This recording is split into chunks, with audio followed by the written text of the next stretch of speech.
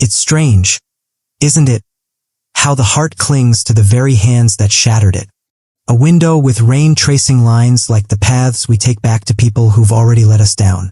She sits in silence, the glow of her phone lighting her face. Unread messages, a familiar ache. And maybe you know this feeling. Maybe you've been here too. When you say you're done, but the sound of their voice still softens you. When you tell your friends you've moved on, but your heart still waits for a text that never comes. When love feels more like longing than being held. Why do we do this? Why do we love people who make us cry? Why do we chase the apology, not the peace? Why do we go back when everything inside us begs us to walk away? No one teaches us this in school. No one warns us that love, when born from pain, can still feel like home. And yet here we are, holding on to people who let go of us a long time ago. Not because we're weak, not because we're broken, but because somewhere deep inside, we still believe that if we love hard enough, they'll stop hurting us. This story isn't just about heartbreak. It's about the why. Why do we stay? Why do we break? And how slowly, gently, we begin to return to ourselves. Her name is Sarah. She's 38. And tonight, she's tired in a way sleep can't fix. The kitchen hums softly around her. The kettle whispers to a slow boil. Outside, the world is quiet. But inside, something's unraveling. She moves like someone trying not to feel too much. Like someone who's practiced silence. The mug in her hand is chipped. She holds it anyway, like the way she holds him. Broken, but familiar. Her phone lights up. His name. The same name that once made her smile in grocery store aisles. That used to mean comfort. That now feels like a test. Her thumb hovers. She doesn't want to open it. Not really. Because she knows what comes next. The cycle. The sweet. The sharp. The silence. But she taps. Hey, miss you. 3 words. So small. But they slice through her chest like memory. Because missing isn't the same as changing. And wanting her isn't the same as treating her right. Still, she types back. Deletes. Types again. Pauses. The tea overflows. She doesn't even notice. Because some part of her still wants to believe this time will be different. Some part of her still hopes. And maybe that part, the one that hopes too hard, loves too much, stays too long. That's the part this story is for. It didn't begin with a fight. Not this time. It began with silence. The kind that creeps in slowly, like fog over a quiet morning. The kind you pretend not to notice until it's already settled between 2 people who used to talk about everything. Sarah sat at the edge of her bed, holding her phone like it held an answer. It didn't ring. It didn't buzz. And somehow that hurt more than yelling ever could. He hadn't replied to her message from last night. Just a simple, "Did you get home okay?" Nothing dramatic. Nothing needy. Just love, offered gently, carefully, the way she always did. But there was no answer. And with each passing hour, her chest felt tighter. Not because of what he said, but because of what he didn't. It's a strange kind of ache. When someone makes you feel like you're asking for too much, just by wanting to be heard. She'd been here before. The tension, the distance, the way he'd disappear emotionally, and then come back with charm. Like nothing ever happened. It always left her questioning herself. Did I say something wrong? Am I being too sensitive again? Maybe he's just busy. These thoughts weren't new. They lived in her like old furniture. Rearranged often but never thrown away. And tonight, she stared at the glowing screen, convincing herself again that this was normal.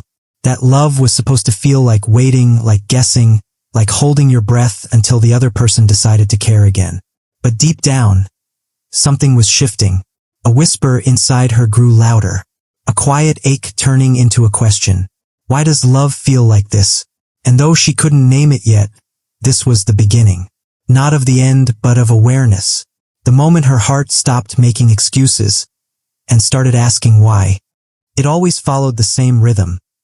Like a song her heart didn't want to dance to anymore, but somehow couldn't stop hearing. First, the distance. A message left unread. A shift in tone. A silence that felt too familiar. Then, the overthinking, her mind spiraling.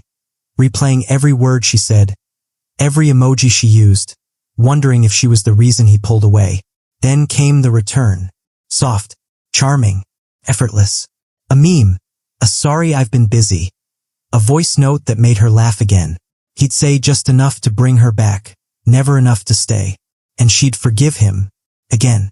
Because part of her believed that loving him meant understanding his wounds. That if she could just be patient enough, soft enough, steady enough, he would finally see her. Finally choose her fully. But he never did. Not completely. Not consistently. It was a cycle. Push-pull. Distance, affection. Hope, hurt. And Sarah, like so many women with soft hearts and deep scars, mistook the chaos for passion. Mistook the pain for proof that it mattered. Because somewhere along the way, she had learned that love was earned. That attention had to be chased. That being chosen required shrinking, pleasing, waiting. No one told her that love wasn't supposed to feel like walking on eggshells. That real connection doesn't leave you questioning your worth. She didn't know the word for it. Not yet. But what she was caught in had a name. A trauma bond. A quiet addiction to inconsistency. Where the highs feel euphoric. Because the lows are so dark. It wasn't just about him. It was about every version of herself she became when he disappeared. The anxious girl. The apologetic woman. The one who begged inside her own mind for the bare minimum. And this was the unspoken pattern. Not just between them, but between her and her own history. Her need to feel needed. Her fear of being alone. Her hope that this time, love would stay. But hope without safety is just another way to bleed. It didn't happen in a storm. It happened on a Tuesday. There was no screaming, no final straw, no big betrayal. Just a moment painfully ordinary when something inside her gave way. Sarah was folding laundry. A shirt of his, still in her drawer, even though he hadn't stayed over in weeks. She held it up to her face without thinking, and for the first time it didn't smell like comfort. It just smelled like absence. She sat down on the floor, laundry half finished, hands shaking slightly, and stared into the quiet. And then, her chest ached in that way it sometimes does when the heart has had enough, but doesn't know how to say it out loud. Tears came, not loudly, but in that kind of soft, defeated way, like her body was grieving something it had carried too long. Not just him, not just the relationship, but every version of herself she had abandoned to keep it alive. She remembered the girl she used to be, before him, before she started dimming her light to fit inside his shadow, before love became survival. And in that moment, something changed. Not everything. Not enough to walk away, not yet. But enough to whisper, this isn't love. Because real love doesn't feel like confusion. Real love doesn't keep you waiting for crumbs. Real love doesn't watch you drown in silence. It wasn't the pain that broke her. It was the quiet realization that she had been keeping herself small, just to stay close to someone who never truly saw her. And once you see that truth, even for a second, you can't unsee it.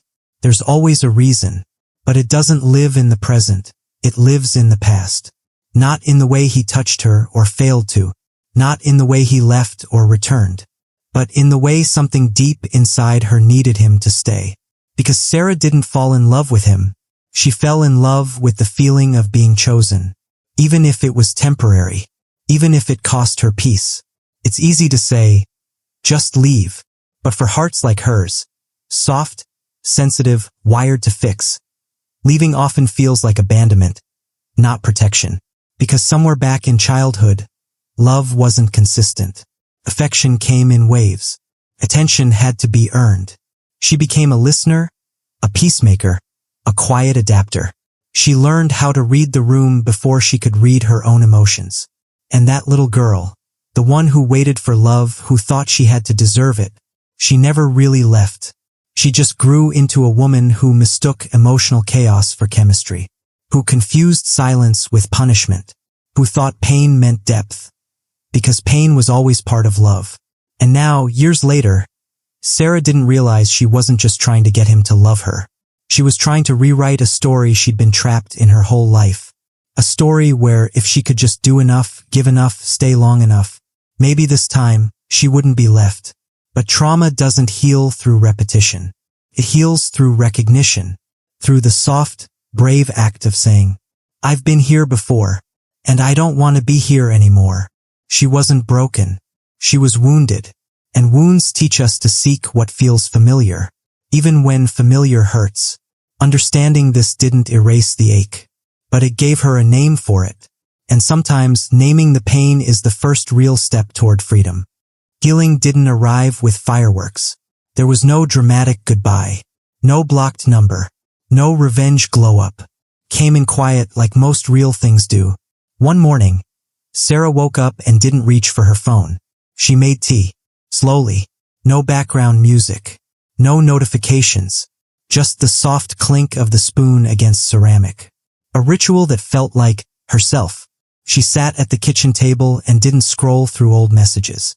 Didn't rehearse what she'd say if he texted. Didn't check if he watched her story. Instead, she opened her journal. Not to write about him, but to write to herself. Are you okay? She wrote. And for the first time in a long time, she answered honestly, no, but I'm getting there. That was the shift. Not a moment of strength, but a moment of truth.